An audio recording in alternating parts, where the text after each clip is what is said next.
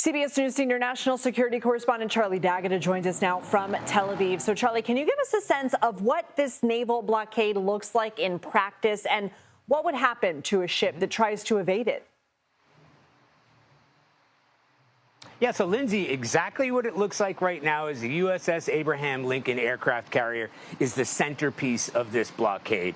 That is with warplanes taking off the deck, doing surveillance, intelligence, reconnaissance, looking at where the ships are. But the ones that are doing the hard work are 10 to 11 destroyers that are inside that region, south of the Strait of Hormuz. And those are operating the interdiction operations and missions.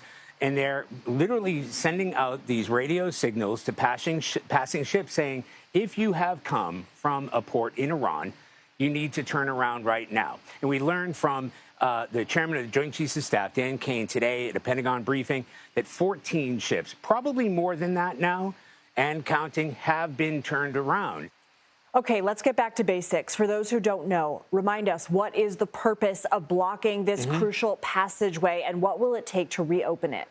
Right. So let's take it back a couple of weeks ago, where Iran essentially imposed their own blockade on the Strait of Hormuz, partly because they kind of own that territory. They own the entire shore, and it is a narrow strip. We talk about 20 miles of that strip, but really, it's between 2 and 4 miles where ships can pass through, and it's very close to Iranian waters, where Iran has essentially had a siege on it. So a few days ago, the United States announced its own blockade, and it might sound counterintuitive, the United States imposing its own blockade in order to break Iran's blockade. It's imperative, it's important to point out here that the United States hasn't gone up to the Strait of Hormuz and owned that territory, which is still Iranian. It would put U.S. warships in peril, within reach of Iranian drones and missile strikes. So essentially what's happened here is Iran has sort of been forced to open up that strait for ships to pass through.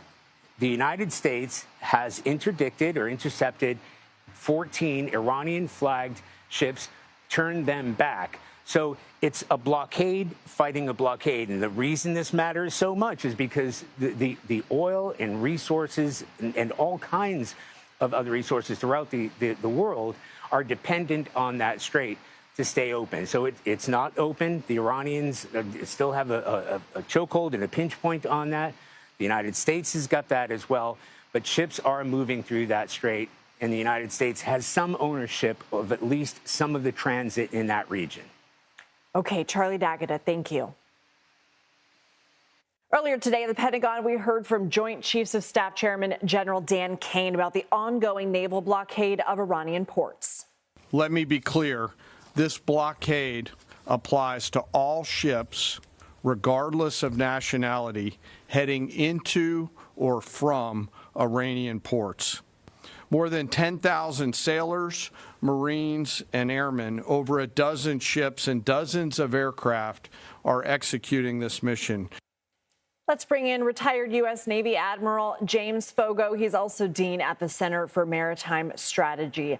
Admiral, thank you so much for being here. Is this blockade something the Navy trains for? And how do U.S. forces know which ships are heading to Iranian ports and which are not? Thanks, Lindsay. Great to be here with you today. So we do train for this. And in the case of the aircraft carriers and the expeditionary strike groups, the marine amphibious units that are floating around out there, the ones I'm familiar with train off the Virginia Capes, where I was stationed in Norfolk. And they come out of maintenance. They're certified to go to sea. They start basic block training. And they get into some very sophisticated training, gunnery training, helicopter training, naval gunfire training, hostile vessel boarding, search and seizure training, which could come in handy, maritime interdiction operations. So they're certified by a fleet commander before they go, and that's why we're always ready. That's why those ships were so successful in the Red Sea for the last 2 years. How do we know which ones inbound or outbound or bound for Iran or coming for Iran or are paid a toll or have Iranian oil on them? Because we have exquisite intelligence, human intelligence, intelligence coming from the ships that are out there, signals intelligence, and airborne intelligence. And with all that, we get a big picture, and we can figure out who the bad guys are and who we want to stop or turn around. Have we ever implemented a blockade of this magnitude before? Yes, we have. This is old hat to the United States Navy. We've tried a blockade on the Barbary pirates during the Barbary Wars. And remember the Civil War. Union ships sent ships down to the southern ports to blockade the Confederacy. That was a cost-imposing strategy that essentially brought the Confederacy to its knees. They couldn't get gunpowder, guns, uniforms, food, and eventually they couldn't keep up with the industrial North. So this is something we know how to do. Admiral, let's say diplomacy fails. What would it take militarily for the U.S. to force the Strait of Hormuz to reopen?